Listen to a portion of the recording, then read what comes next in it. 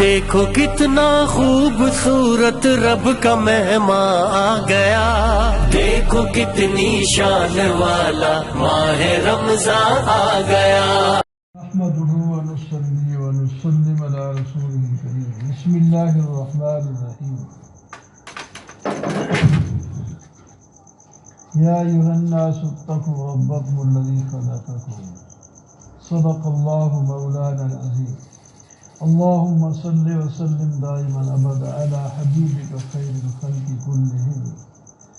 سورۃ النساء شروع ہوتی ہے جس کے شروع میں تقوی کا حکم ہے اور رشتہ داری کا لحاظ کا حکم ہے، اور یتیموں کا مال کھانے سے روکا گیا گیا۔ ہاں کوئی متولی غریب ہے اور یتیم امیر ہے تو پھر اپنا گزارے کا مال اس سے کھانے پینے کے لیے لے سکتا ہے، ورنہ یتیموں کا مال کھانا ایسے ہے جیسا کہ پیٹ میں آگ کو ڈالنا ہے۔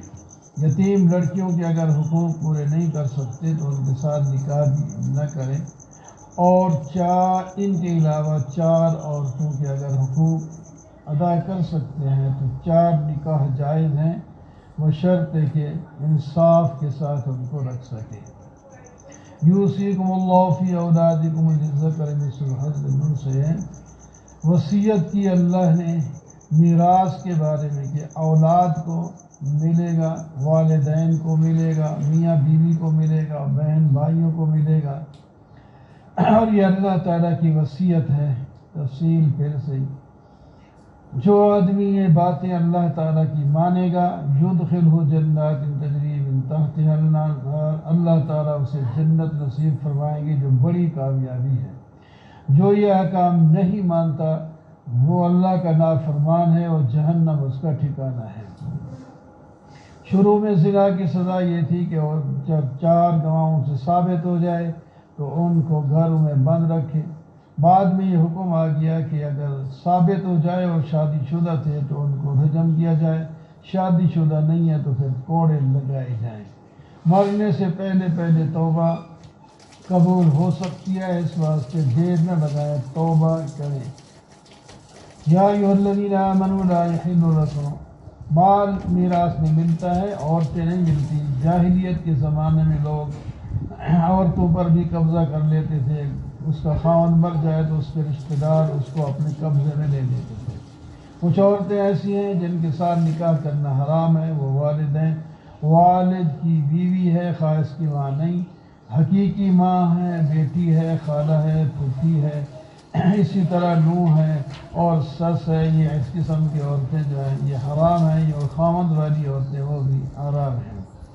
اللہ تعالیٰ آسانی کا معاملہ چاہتے ہیں، یرید اللہ لیبین لکم، اور تمہیں احکام بیان کر راستہ متعین کر دیتے ہیں، لیکن لوگ جو ہیں وہ اپنی خواہشات کے پیچھے چلتے ہیں۔ ایمان والو حلال کھاؤ، حرام نہیں کھانا، اور جو آدمی برائیوں سے بڑے گناہوں سے بچے گا تو اللہ تعالیٰ اس کے چھوٹے گناہ بھی معاف کر دے گا اور وہ خود بھی توبہ کر سکتا ہے۔ گھر کا نظام چلانے کے لیے حقوق مردوں کے عورتوں پر اور عورتوں کے مردوں پر تو ہوتے ہیں، لیکن قوام بادشاہ اور بڑا منتظم جو ہے وہ مرد رہے گا، اس واسطے وہ قوی بھی ہوتا ہے اور مال بھی خرچ کرتا ہے۔ وَاعْبُدُوا اللَّهَ وَلَا تُشْرِكُوا بِهِ، اللہ تعالیٰ کی عبادت کرو اور والدین کے ساتھ احسان کرو، یتیموں، مسکینوں، غریبوں اور پڑوسیوں کے ساتھ بھی احسان کا معاملہ کرنا چاہیے۔ بخل نہ کرو، جو کچھ تم خرچ کرو گے اللہ تعالیٰ اس کا بدلہ عطا فرما دیں گے۔ نماز پڑھنے کے لیے پہلے جب آئیں تو وضو کر کے آئیں، اور ساتھ نشے کی حالت، چونکہ اس وقت ابھی حرام تو نہیں ہوا تھا، بعد میں شراب بالکل حرام ہو گیا، وہ تو ہر وقت پینا ناجائز ہے۔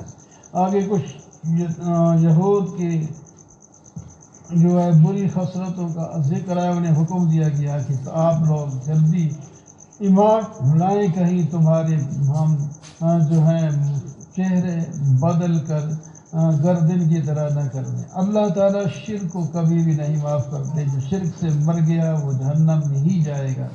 ہاں مرنے سے پہلے اگر توبہ کر لے تو اللہ تعالیٰ معاف کر دے گا۔ اللہ تعالیٰ امانتوں کو واپس کرنے کا اور حق کا فیصلہ کرنے کا حکم دیتے ہیں۔ اللہ اور اس کے رسول کی اطاعت کرو، اگر کوئی جھگڑا اختلاف ہو جائے تو تم اللہ اور اللہ کے رسول اور اولو الامر سے حل کروایا کرو۔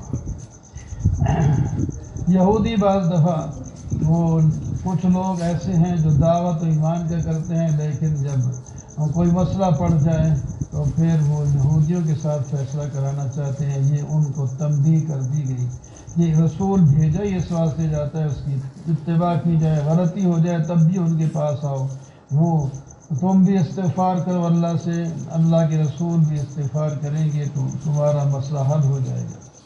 پیغمبر کا ہر مسئلہ جو ہے وہ آپ دل سے تسلیم کرنے، فیصلہ تسلیم کرنے، اسی میں کامیابی ہے۔ اور جہاد کے لیے تیار رہیں، اپنا سامان تیار رکھیں، چھوٹی بڑی جماعتوں کی جہاں ضرورت پڑے وہاں چلے جائیں۔ ایمان والے اللہ کے راستے میں لڑتے ہیں اور جو غیر مسلم ہیں کفر کے راستے میں لڑتے ہیں۔ جب جہاد فرض نہیں ہوا تھا تو کچھ لوگ مطالبہ کرتے تھے، جب فرض ہو گیا تو پھر مشکل ان کو نظر آنے لگی تو اللہ تعالیٰ نے اس پر تنبیہ کی۔ افلا یتدبرون القرآن، قرآن پاک میں کیوں نہیں غور کرتے؟ اگر غور کریں تو پتہ چل جائے کہ یہ اللہ کی کتاب ہے، کسی اور کی ہوتی تو اس میں خوب جو ہے اختلاف ہوتا۔ سفارش حق ہے، اچھی کام کی سفارش میں ثواب ملے گا، اگر بری سفارش کی تو اس کا گناہ بھی اس کو ملے گا۔ منافقوں کے ساتھ جو بالکل تمہارے مقابلے میں کھڑے ہو گئے ہیں ان کے ساتھ جہاد کرنا ضروری ہے۔ جو آج مسلمان کو قتل تو نہیں کرتا، اگر خطا قتل ہو جائے تو دیت دینا پڑتی ہے، اور اگر جان بوجھ کر کسی مسلمان کو قتل کیا تو قتل کرنے والا ہمیشہ جہنم میں ہی جائے گا۔ مجاہد اور وہ لوگ جو گھروں میں بیٹھے رہتے ہیں برابر نہیں ہو سکتے۔ جو لوگ ہجرت نہیں کرتے اور کر سکنے کی طاقت ان کے پاس ہے تو ان کو فرشتے جب ان کی جان نکالنے کے لیے آئیں گے تو ان سے پوچھیں گے تم نے کیا کیا ہے؟ وہ کہیں گے زمین تنگ تھی، فرمایا اللہ کی زمین تو بڑی جو ہے وسیع تھی، آپ ایک جگہ سے دوسری جگہ چلے جاتے۔ جب تم سفر میں جاؤ تم نماز کو قصر کر سکتے ہو، خواہ خوف ہو یا نہ ہو۔ اور اسی طرح اللہ تعالیٰ فرماتے ہیں ہم نے آپ پر کتاب نازل کی ہے تاکہ آپ لوگوں کے درمیان کتاب کے مطابق فیصلہ کریں اور خائنین کی طرف سے جھگڑے نہیں، کیونکہ دنیا کے اندر تو تم ان کی طرفداری کر کے ان کو بچا لو گے، قیامت کے دن کون بچائے گا؟ وَإِن يَعْمَلْ سُوءًا أَوْ يَظْلِمْ نَفْسَهُ، جو آدمی گناہ کر بیٹھے وہ استغفار کرے تو اللہ تعالیٰ اسے معاف کر دیں گے۔ وَلَوْلَا فَضْلُ اللَّهِ عَلَيْكُمْ وَرَحْمَتُهُ، اگر اللہ کا فضل و رحمت نہ ہوتی تو یہ لوگ آپ کو بھی گمراہ کرنے کے لیے، یہود منافق نصارہ یہ سارے آپ کو گمراہ کرنے کے لیے ہمیشہ کوشاں رہتے ہیں، لیکن اللہ تعالیٰ آپ کی مدد فرمائیں گے، یہ کچھ بھی نہیں کر سکیں گے۔ پھر شرک کے بارے میں ہے، جو شرک ان اللہ لا یغفر ان یشرک بہ، جو شرک کرے گا اس کی معافی نہیں ہوگی، اور شیطان نے قسم اٹھا رکھی ہے کہ وہ لوگوں کو گمراہ کرنے کی پوری کوشش کرے گا، حالانکہ وہ خود لعنتی ہے۔